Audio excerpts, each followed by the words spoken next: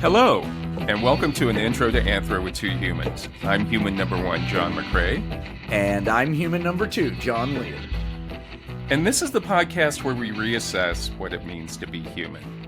And the title of this episode is Why We Do Art, or What's with All the Scribbles, Doodles, and Ditties? Ditties. Yeah, I had to think of something with music. Music as well. I was thinking ditties. That's great. Ditties. So anyway, John, this episode comes to us from our listener, Josh. And Josh has sent us a lot of great topics for episodes before, and we're hoping at some point to get to all of them. But if you remember, Josh sent us the idea for the episode on funeral practices. I sure do. That was a good one. Right. We did that one. If you haven't heard it, it's So You're Dead, Now What? That was one of Josh's episodes. I believe we discussed how we would like to, or what I'm going to do to you, I believe. Right. Which makes me want to outlive you even more. It makes I started working out more and eating better. It's neck and neck. I don't know. Yeah. Yeah, I don't want to be the first. I wouldn't bet on either one of us. We're going to be like Sherlock Holmes and Moriarty. I'll just grab onto you and leap off of it. And then a couple months ago, Josh sent us a message asking, quote, why do we have and appreciate art? And are we special to the animal kingdom as the only ones that do? Which that was a great question. And Josh added that he wasn't just talking about brushstrokes on a canvas, but music and poetry and all of the above and none of the above. Right. So, he's biting off the whole big meal of art. Right. This is art not only with a capital, it's bolded and underlined. This is that's everything, isn't it? Haven't we already haven't contemporary artists pretty much proven that everything is art? Well, that's what, I mean, to me, we'll get into it, but it's going to be challenging for us because he's not asking what is art. Right. He's asking why is art? Yeah. Which that is going to be like a big challenge for us. And first off, I just want to say, as we've mentioned before, I think, all of our listeners are some of the funniest and most brilliant. I know. The comments on are just great. Great. Especially the stuff you post and then the comments that come after that. Yeah. And your comments on the comments. Really great stuff. Yeah. And they're always so hilarious and insightful. And they always bring up something I've never thought about before. Yeah, so I love our listeners. Yeah. And I'll just say, Josh works for, I'm not going to go into the name of the company, but it's one of the major international shipping companies. Oh man, that's where the money is. That's what we should have gone into instead of art. I know. but I want to give a shout out to all the Teamsters and the truck drivers out there. Hell yeah. Intro to Anthro is pro-union. We are pro-union. Yes, we are. Have given me everything I've ever had. They're the unions, organized labor and unions are the only people that have ever stuck up for me in a job, whether it be the Writers Guild or in the current job I'm in. But anyway, Josh's emails are always so funny and interesting. And this one, he references all kinds of music and photography, and it's almost like a stream of consciousness thing, but it's always really profound.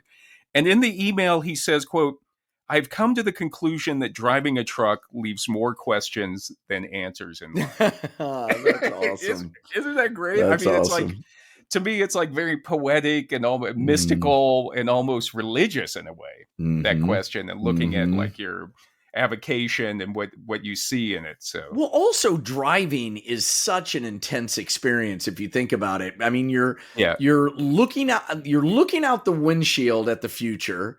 You're looking through the rearview mirror at the past, and you're in the present in the car. I mean, it's a very intense thing, and we all do it every day. But if you really, that's why I love long drives, because it does something to you.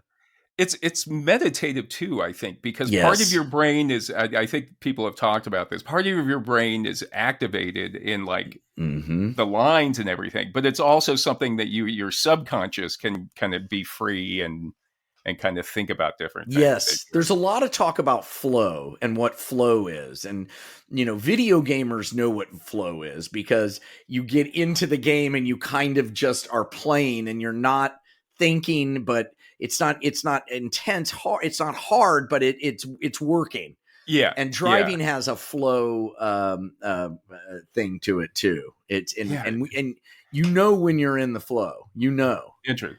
Are you in the flow right now? Right now, no. I thought you were. This is hard work. Yeah. Do you think I'm in the flow? Not yet. Let me know. I'll tell you when you are, but then once I tell you, you'll fall out of the flow because I pointed it out. Like the classic is when you're typing, and you type you're typing really fast. And the minute you think, oh, I'm typing really fast, that's when you make the mistake, Right. Yeah. Yeah. I don't think I've ever been in a flow typing. I don't do the like 2-finger thing, but I'm also like, I don't think I've ever done You're self-taught with the typing, right? You never took a class. Oh, I did in the 9th grade. I think I took a class on typing. Yeah. I'm a good typist. I'm pretty good. Are you? Yeah, I'm pretty good. Did you take a class? Yeah. Oh yeah. My mother was an incredible typist. Yeah. Like incredible. Like 100 words a minute. Really? Typer or more. She was insane.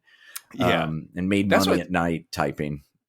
Mary's mom was a high school typing teacher. Oh, I guess as well. So Mary really types. Mary knows how to type. She's got good posture, I bet. I'd like to see you type sometime. You should send me. I'm no Mary, but I can hold my own. I could be a typist if I had to. Yeah. Make errors? Do you make errors? Oh yeah, all the time. All the time. I'm talking about typing. I'm talking about typing. Oh, no, typing. I'm pretty good. So anyway, Josh, it's the same way I feel about this show in a way. Is the more we investigate and look at different topics in this show, the more questions I have about being human. It's so true. We've opened up a Pandora's box that we will never close until we both die at exactly the same time. Right. So all I can say is, Josh, keep your questions coming. I'm glad that you have more questions than answers because just send them in because we'll keep trying to answer them. That's right. Let's do an entire season where it's only Josh's topics. Just a Josh year. 2025 will be Josh. We'll just see season 3, Josh. Season 3, Josh. The Josh season. Josh asks. Josh wonders or whatever. And one thing I've learned though also is it's not always pleasant to learn about yourself. Not always or other people. Sometimes you learn things you don't want to know. Yeah. But you got to keep asking it. And to me, it's I don't know. It's just nice to know that with our listeners and with our friends that we're all out there still. We're not alone, and we're all asking these same questions with a sense of humor. And yes. So anyway, I love that. Thank you. Very Thank sweet. You. Yeah, letting me know I'm not alone. That makes Thank you, dear listeners. Yeah. So anyway, today we're going to be talking about why art. Why do people make art? And why do people enjoy art? Oh, thank God. I'm going to finally learn some answers. Why the hell? Why did I do this again? And as we've mentioned already, the difference is we're not talking about what is art. Mm-hmm. We're talking about why is art. Yes. And the thing is, if we were doing what is art, we could have done that whole thing, which, everybody always says is like, well, everything is art. Right. Everything around us is art. Yeah. And then they'll say like, well, Marcel Duchamp in 1917 put a urinal in a museum gallery and he called that art. You know what I mean? And he was right. It is. Well, it's like graffiti is a great one to get on. Right. Because people have strong feelings about graffiti, and but you're going to, if you have that conversation, you're going to hit a place where, that's not fun to be in, Yeah. But I would agree. I mean, to me, it's another expression of art. And no question. But LA is just filled with amazing graffiti, beautiful, vibrant, and everybody's, now look, I think there are, places that shouldn't be graffitied. But as far as public spaces, all this concrete that we have in the city, I'm like, bring it. I don't want all that gray. What is it? You guys have that abandoned high rise, right? That Yeah, everybody two of goes them. down There are to? 2 towers downtown that they couldn't finish. And they sat there for a while, and then all of a sudden one graffiti artist realized and started, and then it exploded, and they're both just like covered. It's amazing. Wow, It looks that's great. cool. Yeah, that's very cool. I like outdoor murals as well. We have a lot of murals in Albuquerque, and those are very cool. Very political. Just well done. Just love them. But in an article called "How Duchamp's Urinal Changed Art Forever," John Mann quotes an anonymous editorial who they think was written by Beatrice Wood. And I know Beatrice Wood. I've never met her, but I sold her pottery. Right, that's what I was thinking about. She knew glazes. Let me tell you. Yeah, Beato. That's what they called her. Beato. Beato. Mm-hmm. You were working the Beatrice Wood room when you saved that woman's life? That's right. A woman was eating I guess it was like a beef saute or something on a big stick, and it sealed, and I heard it seal and went, where it was like no, and she was, grabbing at her throat, and all of her friends all froze. They didn't know none. They all choked, all of them. Yeah. A couple of them even took a step back, like, and so and she was going down. She was turning blue. I mean, she had that look in her eyes. I walked right over to her and I popped that fucking thing out, and she caught it in her hand. She caught it. But there was a doctor who was like, yeah, people can die really, really fast from that. Yeah. Really? When it seals, because there's just nothing. Yeah. And man, she didn't give me any money. Didn't become my slave for life, which I thought that's what happens. Yeah, that's always in the movies. That's right. Yeah. Nothing. She didn't even buy a piece of Beatrice Wood's pottery. God, she could have bought something. I would have bought something. Yeah, I know. Like an ashtray or a coin, like a little coin tray or something at least. Say thank you for saving my life. I'll take. And by the way, I'd never been trained for it. Never. Really? No, I just worked at restaurants, and in the employee bathroom, there was always that, you know what I'm talking about, right? That poster. Yeah. And I just had read that many times, Yeah. And it worked. It worked. Anyway, Beatrice Wood, if she did write this editorial, she said, whether Duchamp with his own hands made the fountain or not has no importance. He chose it. He took an ordinary article of life, placed it so that its useful significance disappeared under the new title and point of view, and created a new thought of that object. Right. Yeah. You think like, oh, that's not art. Well, the minute you're saying that, it's art, because you're involved in a dialogue about the piece. Yeah. I love it when people say, oh, they see some contemporary art and they go, oh, I could have done that. Yeah, that's the whole point. But you didn't. Right. Exactly. And even I would even say sometimes it's like, I don't know if you could do that. Yeah, I don't know if you could do that. Yeah. But Mann says that, for years, Duchamp had championed the use of ready-mades or existing objects taken from real life and modified or recontextualized to function as works of art. Yeah. And he said the idea of a hand of art primarily as a concept rather than an object. Yes, right. Is what would make Fountain arguably the most intellectually captivating and challenging art piece of the 20th century. So it was. I mean, it caused a lot. To this day, people know that piece. It was, and it was just a urinal on a wall. I love it. In a museum. Yeah, just put a urinal in a museum, and people. I think it was even rejected when it was first presented. Yeah, and I think he was on the board that rejected it. Even I'd have to look into that. That's so great.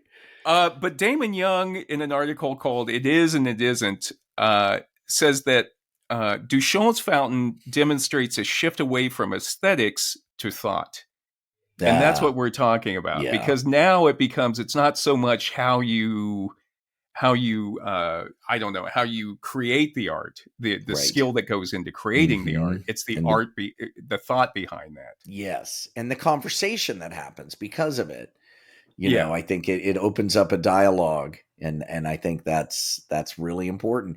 You look at like Chris Bergen. Wait, what was his name? Who got himself shot? Oh, Chris Burden. Burden. Yeah, got it. His piece was somebody shot him in the shoulder or something with a gun. Yeah. He did all kinds of crazy stuff. Yeah, they locked him up in a little locker. You know, really? And just, crazy, performance art kind of stuff. Yeah, but I don't know. I think the world's a better place with that stuff, personally. Me too. I find performance art to be, I don't know, I love it because it's so direct. It's like a really I don't know, like a crystallized form of theater or something. Like you're getting real. And it has a beginning, middle, and end, and it's never coming back. And that's what I like about improvisation and theater is like it's this night with this flash mob, and that's it. Yeah, and there's something very cool about that. Oh, I love flash mob. You give me a bunch of people doing the same thing all at once in sync. It's like. It makes people mad. I mean, some people get so mad over that stuff. Yeah. I'd love to see it. I've never been in a flash mob or when one happened, but I would love to see that. We could do one, just the two of us. Really? What would we do? Let's do a nude march, just the two of us. Really? Yeah. Would it be if we did that and nobody said anything? They just kind of let us go. They would just look at those two old weirdos. You could do it here on Hollywood Boulevard, and I guarantee nothing would happen. Yeah, nobody. Then you and I just have to call an Uber afterwards and head home. Nothing happened. Didn't get arrested. That would be the worst thing. So wait. Why do we as humans, getting back to the question of why? So we talked about what is art. Why do we as humans feel the need to make art, and why do we love and appreciate art? And so, John, you're an artist, and you're an actor and writer. So are you. Well, yeah, I've written and directed for TV and theater, and all of our friends are writers and poets and painters and performance artists and musicians and graphic artists. The graphic artists, such assholes. Those guys. No, don't. Yeah, we'll edit that out. I'll tell you something about graphic artists. No, don't say that. You say anything, they'll turn on you. No. I always feel for graphic artists because people will just. Though, as someone who goes to a graphic art, you think you're explaining what you want, right? But you're not giving anybody. One of our best friends is a graphic artist who did Jeff Whitell, who did the graphic art for our podcast, which is amazing, brilliant, brilliant, and it's like being a dentist. Like people will constantly ask you to do shit for them. You're a graphics artist? Hey, I need a letterhead. You know what I mean? It's like being a dentist where they're like, hey, look at this. Do you think that's a cavity? It's like, they're never off. And if you do, even if they're your friend, pay them something. Send them something or something. Yeah. Yes. Even if they say they don't want it, just do it. He wouldn't take any money from us, so we sent him some barbecue. Right. Yeah. He didn't say no to that. Try to thwart me, reject that, send that back if you don't want to get paid. But anyway, you would think that you and I would have a good idea about why people do art. And I can tell you, first off, it's not for money. No. It's not for money. No. Because most of the time, it's very few artists out there that are actually making a living and making good money doing what they're doing. Yeah, I mean, and if you're getting into it for that reason, you listen. Spend your time somewhere else. I mean, the chances are it's worse than the lottery. It's crazy. Yeah, there's just so few opportunities that really pay money for that stuff. So it's got to be something. A poet? Can you imagine?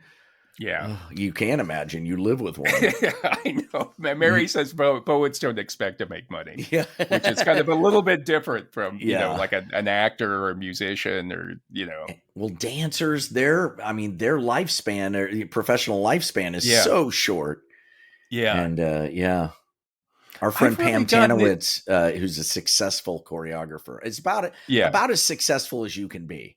I mean, she's been Lincoln Center, she's New York, the New York Times loves her, and she's at the top, the peak, and she's making what somebody in in a law firm, middle management in a law firm would make, Right. But she's she's amazing.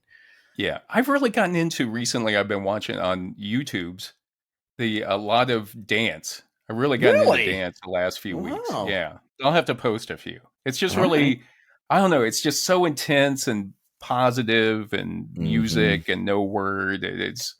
I don't know. I've just been enjoying it. The other thing, John, a lot of people talk about how fun it is to work on TV and how fun it is to be in film. And I think there are certain aspects of it are fun, but there's also a few aspects that aren't so fun. That are miserable. Yeah. Every part of it is miserable, except when you get on the set. Yeah. And then it's fun as hell. It's so fun. It's hard work, but it is fun. But getting there, oh God. Oh, yeah. I used to, as soon as I hated meetings, I hated taking meetings with executives or getting notes on it or just having to go through that whole thing. But to me, it was like when you were finally at the computer writing.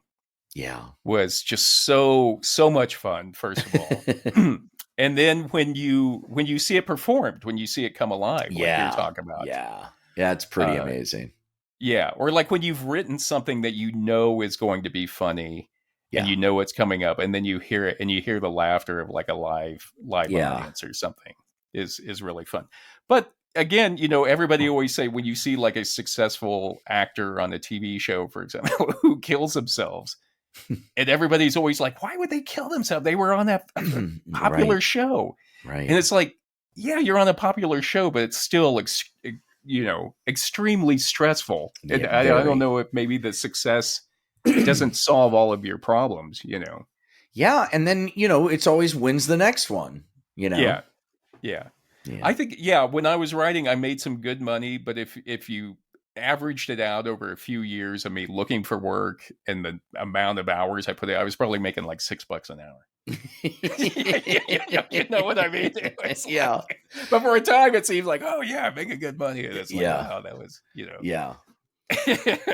So John, I need to ask, why do you feel you do art? Oh my God. I don't know. I love the idea of communicating to others, in that way, in that sort of semi-artificial way. I like getting ideas across via a character or a fictional, scenario. Because you can get ideas across that are crazy and out there and fun and that you could never communicate, in quote unquote reality. So to me, it's always been about what I'm thinking about and hoping that that'll trigger something in you. And you'll show that by laughing, Right. Yeah, exactly. Well, that's cool. So I asked Mary, who's a poet, as you mentioned, and I asked her why she writes poetry. And without even thinking about it, she said, it's because I'm not getting through with day-to-day communication. Yes. So I need to elevate it so people know it's important. Yes. That's kind of what I'm saying. Yeah, I know. I know. Yeah, very, very close. Yeah. It formalizes it in a way, and in a sense, that's freeing because then you can communicate stuff you could never communicate right. one-on-one. Although in the comedy world, especially in politics, that is becoming much narrower, Really, you think so? Like, difficult. you have to watch what you're saying, or I think so. Yeah, I think we're kind of just we're having a moment as a culture. I find, and I hate to make big, huge blanket statements, but I think for a lot of people, it's now become hard to see satire. Yeah, and I don't know, just the ridiculous, the absurd, right? Is the silliness. Because I think you can be silly and be smart at the same time. In fact, that's kind of my favorite kind of comedy. Me too. Yeah. Me too. Yeah. I would say, like, I love like Steve Martin before he got all intellectual. You know what I mean? I like The Jerk and Man with Two Brains. I thought was real, or like Let's Get Small. I thought was hilarious, and then suddenly it's like, Picasso at the Lapin Gilles or something. It's like, well, all right. When he took the arrow off, arrow off his head, and the nose glasses. It was funny. I went after I'd asked Mary that. She was in another room making a cup of tea, and I was like, kind of hollered that question in from the dining room. And when I went in there, I said, "Hey, that was really profound. Is it okay if I quote you on that?" And she goes, "What did I say?" and then she thought about it, and she was like, "Hey, that's kind of what I'm talking about." She goes, "Even I don't listen to myself unless I formalize it in a poem." Yeah. And it's interesting that even we as individuals often just go on, and the art is us trying to figure out who we are. Yeah, and reality shows and we're so inundated with people just recording something from their life that it's nice to have something that's sort of heightened and presented. Right. Is kind of cool. It's cool that we do that. Mary also, she directed me to a quote by the musician and writer Nick Cave in his book that came out, Faith, Hope, and Carnage. And in the book, Cave says, initially you create solely for yourself in order to discover what you are. Your art places you in the world. This is very exciting. You feed off the world, off other artists, off your collaborators, off everything around you. By sucking up the world, you become full of potential and powerful with art.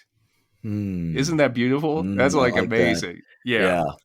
And then he says, but at some point, this energy must be redirected. You have to turn it around and pour it back into the world as an act of service. Yes, I agree. Yeah. If you just are taking, you're gonna feel empty. You got to put it back in. Yeah. I think it's very sad to me. Humor and laughing. It's, I don't know. I've never wanted to hurt people necessarily with humor. Right. To me, humor is something. It's a shared experience. It's a common shared experience that we have. A shared absurd. If there's one thing I would say, my view on life is absurdity. Like I feel it's absurd. We all know this thing is going to end. You think it would make us better people, but it doesn't. Right. You know what I mean? Right. Well said. Yeah. I think that, I think the absurd is so crucial. It's so crucial. And, I don't know, maybe there's so much absurdity happening right now. Right. You know, that it's very hard to separate it from reality. We're living in absurd times. Yeah. So maybe that's part of it. I don't know. But it's exhausting. It's exhausting trying to keep it. But you're like, oh my God, I can't believe that's happening. That's ridiculous. Because an absurd comedian is like, wouldn't it be crazy if this happened? But but now it is happening. Yeah. So what do you have to go? Like you can't. You can't come up with anything that's as crazy as what's actually happening. The other thing that it comes up is, who are you doing your art for? Yeah. And do you have, like, when you think about your art, is it for you? Is it for the audience? Is it for both of you? Yeah, it's never felt like it was for me. It's always about communicating out. That's always what I've, how I've always felt about it. And if the audience, I want to entertain, it's like, look, it's like weddings, you go to weddings, some weddings, and it's about the bride and the groom. It's all about the bride and the groom, and it's exhausting. And you had to fly to fucking Rome because they had to do. Then you go to weddings like yours, where it's for the people who are coming to the wedding. It's a show. And that's where I'm at. It's like it's about the community that's coming to celebrate the marriage, not this. I just need to. I don't know. It's hard with weddings because I think culturally people are taught this is your special day. Ugh, this is all about the worst phrase ever invented. Yeah, that one, and you can be anything. You can do anything you want. Both are comes into art a lot. I think. Yeah, like people are like, or acting at least. People are like, you should go to Hollywood. You should go to Hollywood and become an actor. You would be great. You deserve it. And the thing is, it's like millions of people from around the world are all being told the same thing. Right. The most attractive, talented people in the world are already here. Yeah. So, and ultimately, it has nothing to do with how talented you are. Usually, it's just who you know and where happenstance. Finding the right collaborators, timing, and ambition, and hard work, and all of those things, and training and talent. But that you're right. Being talented is not it's not a ticket at all.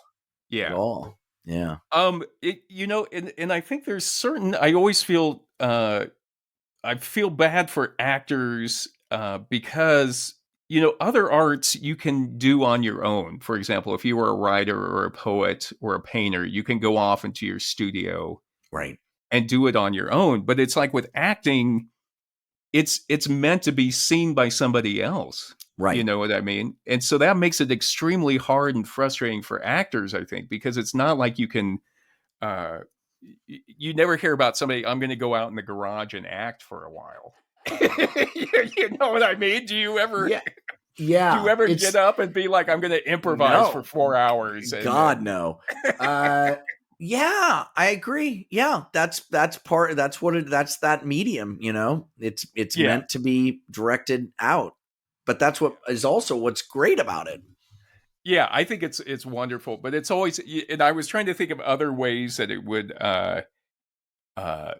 how that might play out, because they always find, like, when someone dies, some recluse dies, they'll go into his house and find, like, he had a bunch of paintings back there, and the paintings who's the guy in Chicago? I know who you're talking about. He was a janitor at a hospital. Yeah. And then they found in his place, after he died, they found all of these incredibly weird but beautiful drawings. Yeah, are they like angels or cherubs or something? Yeah, he was obsessed with Civil War soldiers and these girl cherubs, slightly pedophilic, maybe more than slightly, but still just insanely incredible. Darger. That sounds familiar to me. Familiar. But you never hear about somebody going in like, after he died, we went in there and there were a bunch of VHS of him performing Shakespeare, in his living room, and he was just really, was really brilliant. Yeah, nope, that ain't happening. Let me add, and also, with actors, it's always hard because it's a lot about your look. It has nothing to do with what you can do. And we have a friend who I know, we personally know, both of us, in Chicago. And one time, I don't know if it was a casting agent or someone told her that she was New York pretty, not LA pretty. Oh my God. Yeah, which probably means that I don't know. Jesus Christ. Yeah, but so again, it has nothing to do with who you are or what you're doing. Have you ever been called out on anything where you show up and you know exactly what sort of person, like, everybody looks like you? Yes. When you go to an audition, it's a bunch of you, different versions of you, and the best you gets the part. Gray guy, old guy, 50, in their late 50s, gray hair, glasses, And you come in and you're like, Jesus. All right. Hi, everybody. How do you try to pump it up a little bit, or how do you distinguish yourself with a bunch of guys that look just? I'm terrible at all. That's the reason I write and produce my own stuff. I hate auditions. I'm terrible at it. That's the one thing. I mean, auditions are like the worst way, in my opinion. They are the worst way to measure an actor, because you're putting them in a situation that is not the situation. They're being evaluated by people who don't necessarily know what the hell they're doing. You don't really have somebody to play off of. There's somebody reading behind everything about it is wrong. It's in a beige room with no windows. It's just terrible. Terrible. I've always liked too, like when the people are casting, if they knew what they were looking for, they would have already cast somebody. It's like they don't know what they're looking for. It's true. And you really, when you get on the other side, and you've been on the other side as a director, but for me, when I started producing and getting on the other side, I was like, oh my God, this is cockamamie. Yeah. So basically what we ended up doing is I would improvise with every single person, and we put them on tape. And then when we whittled it down to the people we thought we wanted, but not all of them, like 3 of each character or whatever, we would shoot them on location, like a screen test, like old school. Oh, that's great. So that they would have the costume and the props and be able to really do their thing, rather than the stupid ass. I audition. I mean, there's a thing that happens with actors where you go to network, and when going to network is the final callback.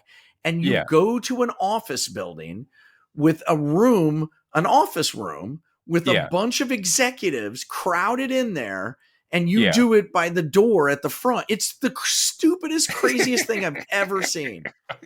And to make it even crazier, you have to sign a 5-year deal before you go in. So you have to sign a 5-year contract before you audition. So you're just to hold you, just in case they. Yeah, because they will not audition you unless you've already agreed to take the part. If you get it. Oh my God! Yeah. So all that's pre-negotiated. So your agents are like, it's so dumb. I also it's like, from my perspective, and I'm medicated now. I'm on medication. I might be able to handle notes and everything from executives better. But it's always like, they were always like the most lifeless people I'd ever seen. They were all stressed out about their own comedy. jobs. In comedy, like, it's amazing. Comedy executives never laugh. I know. It's the most unfunny people in the world. What is up with that? Yeah. And just not giving you anything in the meetings. You know what I mean? They're always like, they're so busy, and there's so much on their plate. Yeah. And it's all science, Yeah. Yeah. They don't even like comedy, I don't think. So anyway, John, we'll move on. And like with most of our topics, we're going to start at the beginning. We're going to look at prehistoric art and why maybe our ancestors may have tried to do it.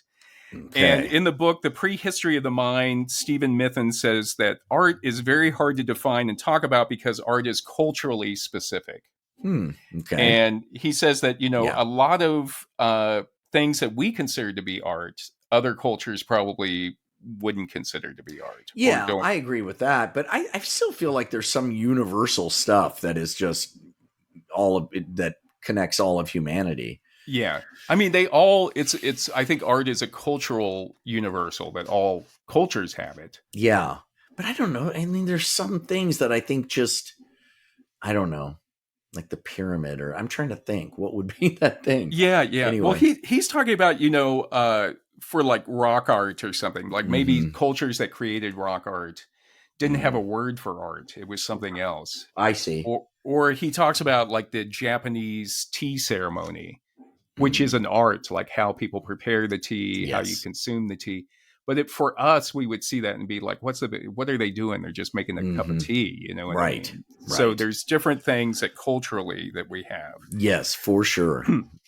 And he says that the communities of the Upper Paleolithic, meaning the late Stone Age, are likely to have had a very different concept of art, if one at all, from that which is the most popular today, which means utilitarian are objects to be placed on pedestals in galleries. Yeah.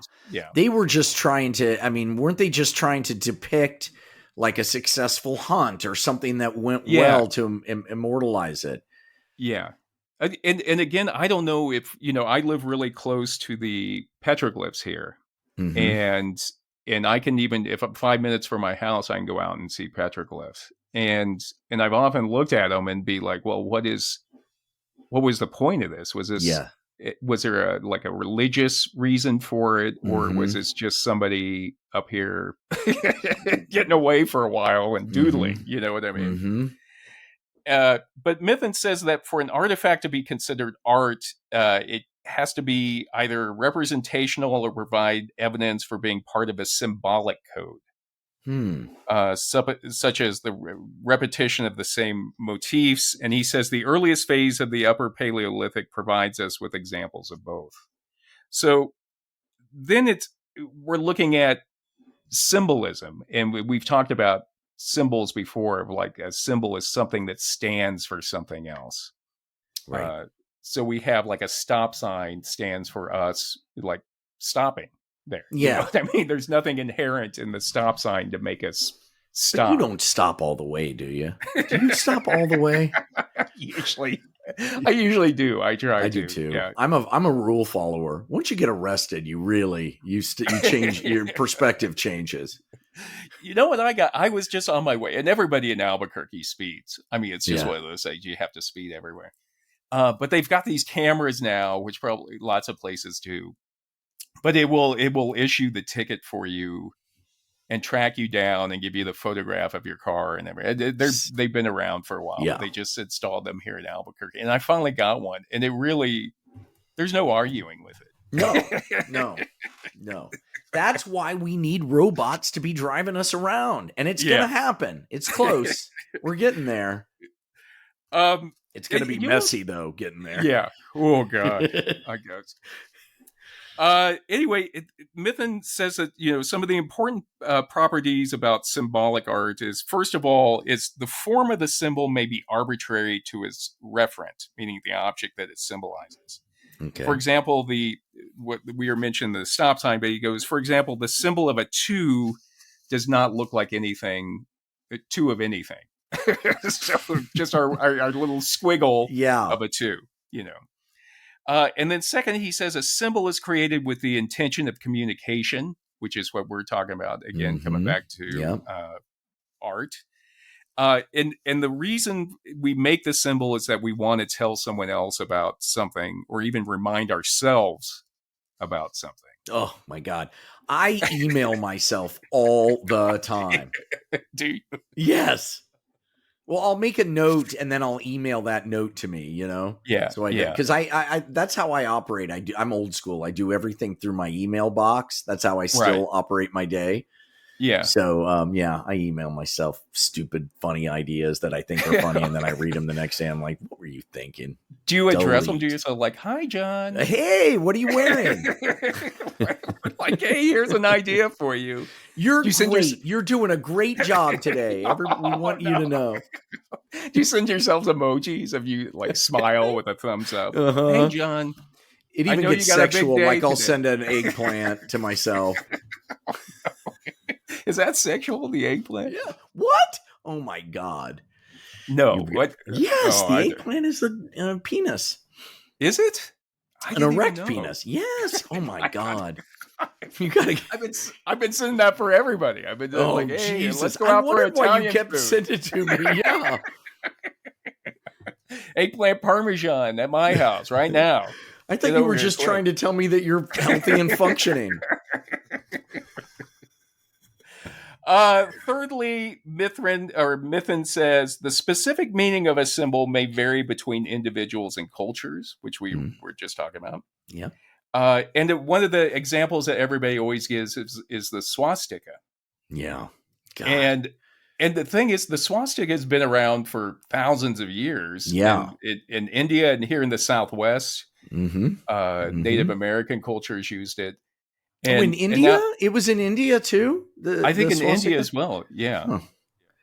Huh. But you find it all out, anything before 1932, you'll find the swastika like painted on pottery and on buildings out here. Right, right. And then one other thing the Nazis ruined. You know what I mean? They just ruined the swastika. That's done. That doodle is done. Yeah, there's no way. I don't think that one will ever come back. It'd be thousands of years. I don't know. Yeah, maybe someday. But we still have the 5-pointed star that you can do in one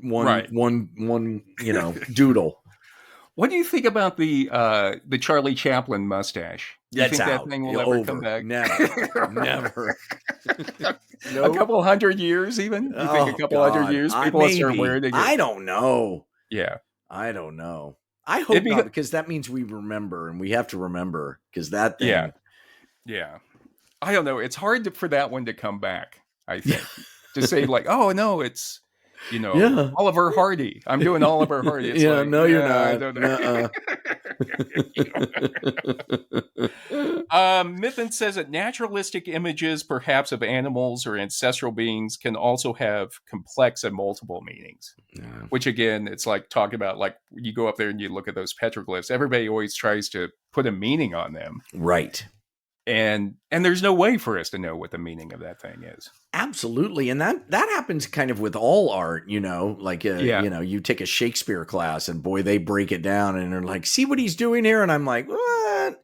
I mean, I know he's genius, but I feel like you're reaching there, sometimes, but also the other side of it is like, I'll do a show, like I'll improvise and do a show and people will come and go, that was amazing how you brought this motif all the way through. And I'm like, well, I don't know. I don't remember that. I didn't intend, I've learned to let them be like, yeah, isn't that cool? Because you don't want to take that from them, the meaning that they bring to it, because it's for them. Right. It's like music, it's like songs, like songs. We bring a lot of our own meaning to these songs. I mean, and who cares what the songwriter was intending? That's not really the point. Right. Yeah, it's almost like it's a dual experience, I think, in that the artist may think that what they're presenting means one thing, but you can't control it once it goes out. Right. It's not yours. I remember after a show, my dad came up and I was at the bar. It was when I was still drinking, and I thought it was a terrible show. And I was, drinking and going, oh man, that sucked. And my dad said, listen, I paid $20 to see this. I get to decide whether it was good or not. And I was like, wow, that was a lesson I never forgot. I was like, oh, right. It's not about me.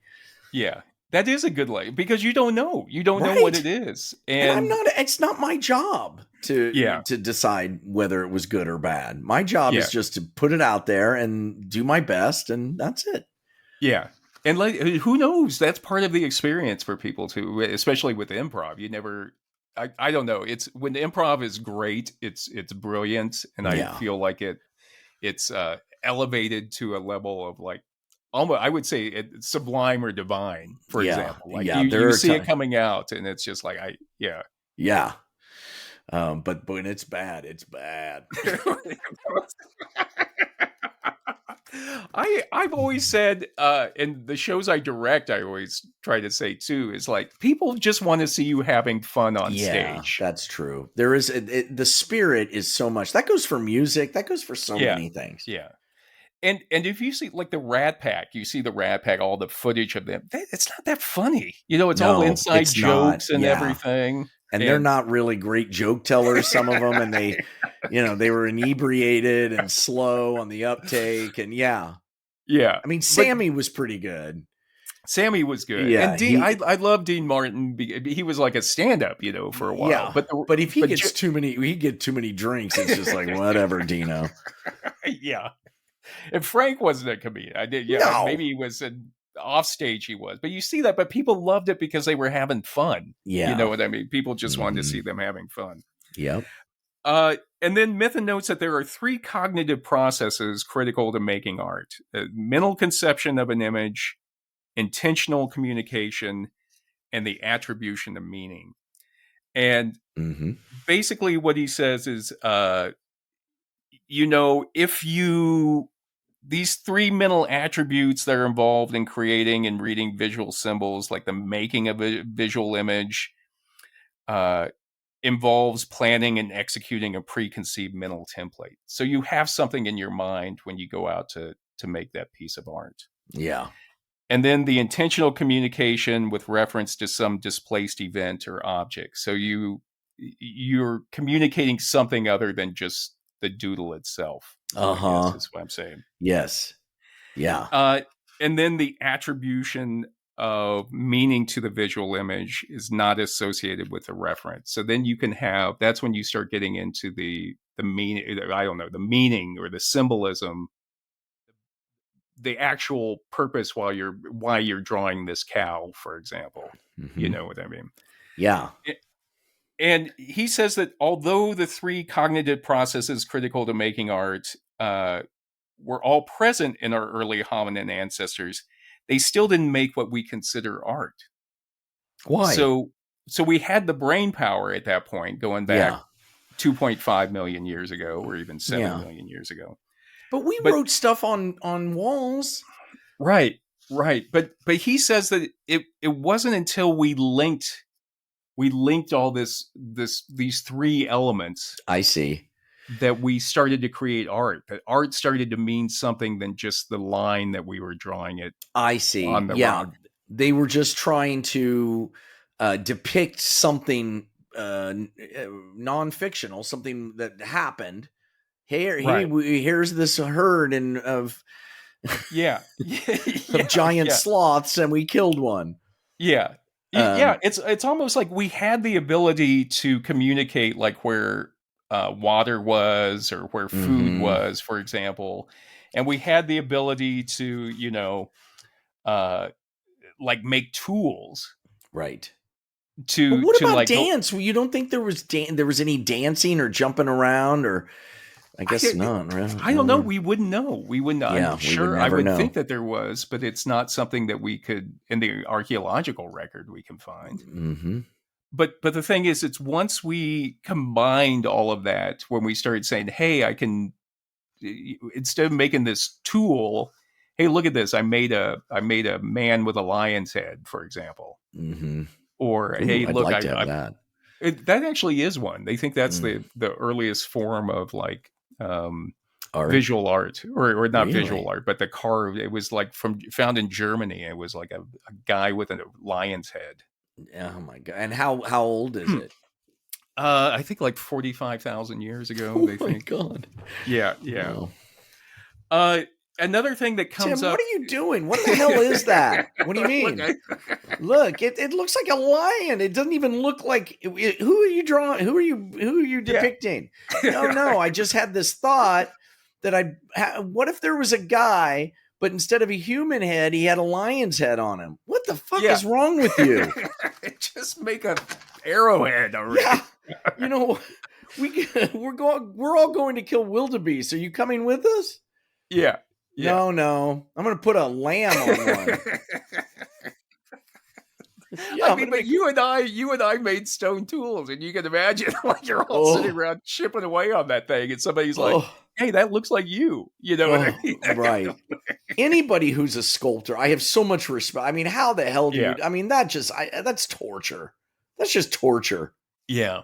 Especially the huge one, like you see a block of marble, and then you have to see it in like a reverse or like a negative of like what you're chip away what's everything else, right? That's how they say it. Like you just take away everything, and then you're left with the sculpture. And I'm like, yeah, okay, yeah.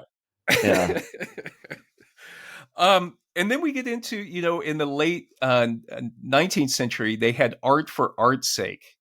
Where people talk about like, hey, we would just art doesn't have to have a meaning or it doesn't have to reason. We do it because it needs to be done.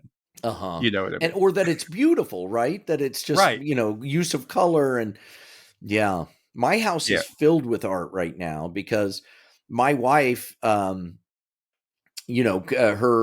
father, my father-in-law, is an art dealer, and my wife, so that's carried over, and she will. So she's having a art show for a friend of ours who's really talented. So my house is filled with these giant oil paintings that are just incredible. I'll take a few pictures. They're just incredible. Yeah. His name is Stan Kaplan. And my God, it's just amazing. They're just amazing. Do you think you could post them for us? Yeah. Take a look at it, or is that... Yeah. I'll ask him, but I'm sure he's fine with it because he posts them on Instagram. Okay. We'll reference him and stuff. Yeah, absolutely. But then, again, John, we question, was there an evolutionary reason for art? And in his book, The Art Instinct, Beauty, Pleasure, and the Human Evolution, Dennis Dutton says, artworks are the most complex and diverse of human achievements. Creations of free human will and conscious execution. Art making requires rational choice, intuitive talent, and the highest levels of learned and innate skills. Whoa. Yeah. And then he says, but artistic works and performances are often the most gaudy and flamboyant of human creations, seemingly the opposite of pragmatic behavior. So again, it's like, he says, any way you look at it, the arts have nothing to do with the mundane facts of body and brain that Darwinian evolution typically explains. Right. They have no purpose. Right. Yeah. So in his book, he's looking at, what can we look at? Is there something we could see that there was an evolutionary reason for us to do art in the first place? Something that gave us an advantage in natural selection. Mm-hmm. Well, I'll tell you, when I started performing and was funny on stage, I definitely had better chance at the girls. Well, that's ultimately what it comes down to. Yeah. Maybe over thousands of years. Hey, where's that guy who puts the lion head on the people? What? I know. Yeah, you mean Seth? He's over here. Yeah. Hi. How do you do that? That's amazing. It looks so cool. Boom. Yeah, that's one of the ways they said it. It was like whether or not you were the one that was your skill was exhibited, or you were able to produce something that showed like you could provide. It was something that was like not worth. There was no other value except for beauty of it. Right. It's like everybody wants to be a rock star or have sex with a rock star. I know. That's the perfect example of like, it's still going on today. You see people and you're like, why would anybody want to have sex with that guy? He is definitely not, he's skinny. Steven Tyler, great example. Yeah. From Aerosmith. He's tiny. He's skinny. It's not what you would think from a strictly Darwinian standpoint of this idea of like, hey, you need to have the largest, healthiest, strongest person. And yet everybody wants to have sex with a rock star. Well, isn't that evolution? If you can't look, the most handsome, strongest, whatever were the ones that, got to have sex. Right. And then evolution had created it so that sex was pleasurable and that we were driven to it. So if you don't have those attributes, you got to find a way. You got to use what you have. You got to use what you have. Yeah, I completely agree. I mean, and that's why we created art, basically to, if you're not strong and handsome and great and you're not an artist, then you're screwed. Forget it. Your gene pool is over. Unless you start writing things or you make music or and it better be good or that's it. Your line dies. The other thing which Dutton brings up is the creative advantage or the advantage that imagination gave us. Mm-hmm. And he specifically goes into storytelling and fiction. Mm-hmm. And the thing is, he says stories provide low cost, low risk surrogate experience. So by creating stories and telling stories, we could help improve our chances of survival by communicating things we need to watch out for. Lessons, things to know. Oh, right. That's kind of a universal thing. Yeah. But at the same time, I think it's also like it was miserable back then. I mean, it's miserable now in some respects, but back then, my God, you know, we talked about this. Everybody in the 1800s in the Wild West were all drunk. Why? Because it was horrid, you know. And we talk about the French throwing all the poo. Now you go all the way back where you're just like trying to find berries and oh my God, somebody who can tell a story and take your mind off it for a minute is valuable. Right. You might just save him from the you might just pull him out of the way when the the woolly mammoth comes barreling through. Yeah, if it's a choice between him and that guy who's always complaining about everything, I want the storyteller to make it. Exactly. He also says that stories convey a lot of information, for one thing, like factual information. Like when you tell a story. And he said that stories encourage us to explore the points of views, beliefs, motivations, and values of other human minds. Absolutely. And that's what makes being an actor so fun. Yeah. Yeah. Do you find, when you look back on it, is that one of the things, like an improvisation, that every night it can be several different characters how you want, or did you prefer playing one character? I don't know. It's changed over time. I think at first it was as many as possible, and now I kind of want to dig in, Really? Yeah. Yeah. But I don't know why. And there's no conscious choice to do that. I've just noticed it after the fact. Yeah. So, just a couple more quick things before we start to wrap up. Another thing in the article, Your Brain on Art, Sarana Pringle notes that brain scans have shown that both art production and art appreciation share many of the same underlying neural structures. So it's kind of the same, where it's a dance. Yeah. They're interrelated, but when they do like MRIs and scans on people, they're seeing the same parts of the brain being activated. Interesting. Both. Yeah. Shouldn't we all just be MRI'd all the time in real time? Like, shouldn't there be an app that's kind of telling me what part of my brain's being lit up? Yeah.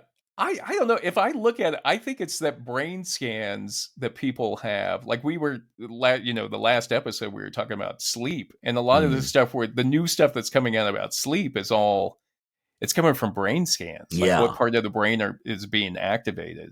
Yes. Yeah. I think we should all wear hats with a little screen on it that shows our MRI. That's the app. That's what we need to sell. Is like you get an MRI helmet, and then it's connected to an app, and then the app tells you what your brain was doing all day. Forget about that. Or more importantly, you can beam it to your friends so they know where you are before they interact with you. Here's the part of my head that's being lit up. Oh, Jesus. Yeah. I'll see you on the weekend. You can share that with them. If they get close to you, they get a warning on their phone, like an Amber Alert. Instead of taking pictures of food on Instagram, we're gonna start taking pictures of our brain. Look what I was doing.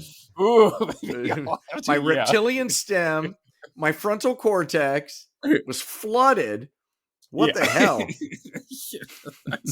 That's what we need. We'll take that to Shark Tank, I think.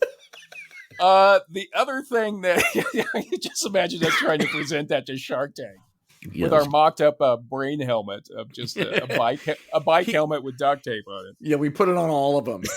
Put them on all of them and accidentally wipe their brains. But the show does better. The next week, the ratings are up. Another thing I thought was interesting about Pringle is she talks about whether you're creating art or appreciating art, it's kind of different directions on the same creative process. So like if you're creating it, you start with the idea, then you go through the development and when you realize the work, or you do have the skill to realize it, and then you get to the surface, which is what people see. And then when you're appreciating art, you go the opposite direction. Right. You start with the surface. Yeah. And then you go. That's interesting. I love that.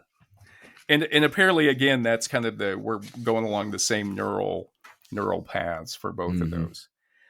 And just one final thing before we close this. Josh had actually asked, are humans the only ones in the animal kingdom who make art? Yeah. And is that true? Well, I did find when I was researching this, I found there were some chimpanzees that had careers as abstract painters.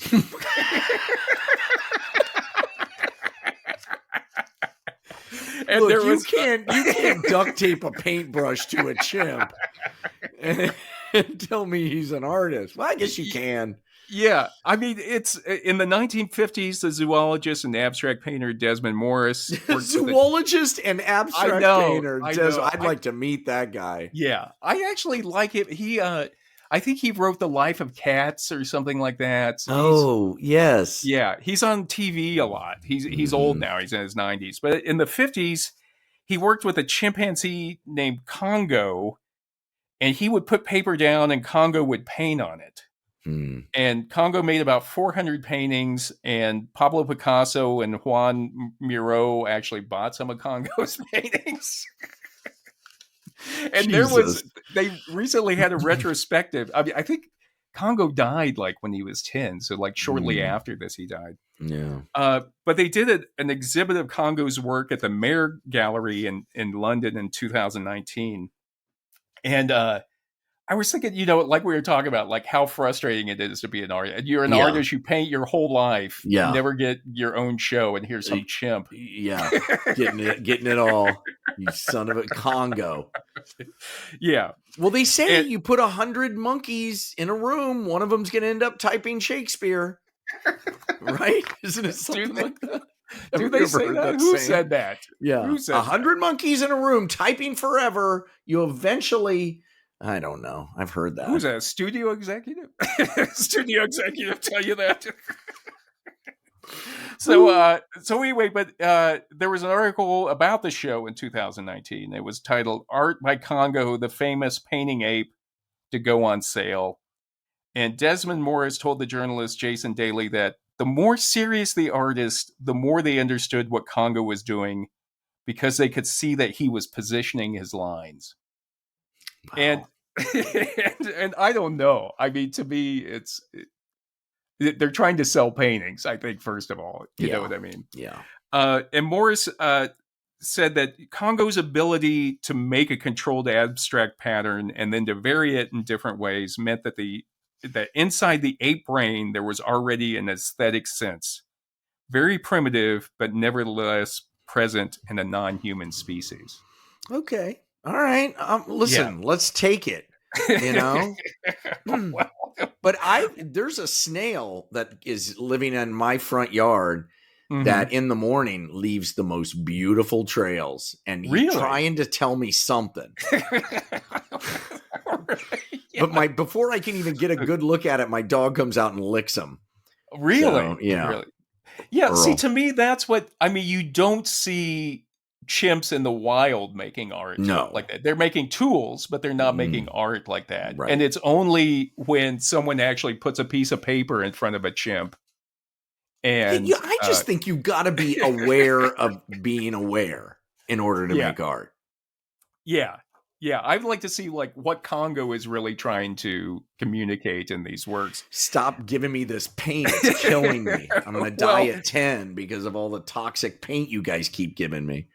It was interesting in the press release for the show. I printed off the press release, and Morris actually says it is the work of Congo, not that of the prehistoric cave artists, that can truly be said to represent the birth of art. Jesus, come on! All right, I'm gonna Google it. I'm gonna look at his work. Yeah, and Dutton says that many chimpanzees' artworks exist as objects of aesthetic appeal to us only because the trainers remove the paper at the right point. So that's what he was saying. That's interesting. So he's the artist.